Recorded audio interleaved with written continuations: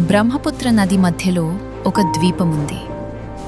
అక్కడ ముఖాలు మనుషులవి కావు. రాత్రివేళ మట్టి మాస్క్లు గోడలపై వేలాడుతుంటాయి. ఎవరో వాటిని చూస్తున్నట్టు అనిపిస్తుంది. బ్రహ్మపుత్ర నది నడుమ ఉన్న మజులి. పగలు చూస్తే ఇది ప్రశాంతమైన ద్వీపం, కానీ రాత్రి అది మరో ప్రపంచం. చెక్క గోడల మధ్య వేలాడుతున్న మాస్క్ల కళ్ళు వెలుగులో మెరుస్తాయి. శతాబ్దాల క్రితం శ్రీమంత శంకర్దేవ్ భావోనా నాటకాలకు జీవం ఇవ్వాలనుకున్నాడు. అలా భావోనా నాటకాలు మొదలయ్యాయి. దేవతలు, రాక్షసులు, యోధుల పాత్రలకు శక్తి కావాలి, రూపం కావాలి. ఆ అవసరమే మట్టిని కళగా మార్చింది.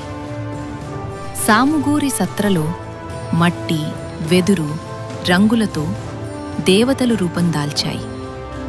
మాస్క్ ధరించిన క్షణంలో నటుడు మారిపోతాడు. ప్రేక్షకుల హృదయాల్లో భయం, పిల్లల కళ్ళలో ఆశ్చర్యం. కానీ ఈ ద్వీపం ఎప్పుడూ ప్రశాంతంగా ఉండదు. ప్రతి సంవత్సరం వరదలు వస్తాయి, ఇల్లు కొట్టుకుపోతాయి, మట్టి తిరిగి మట్టిగా మారుతుంది.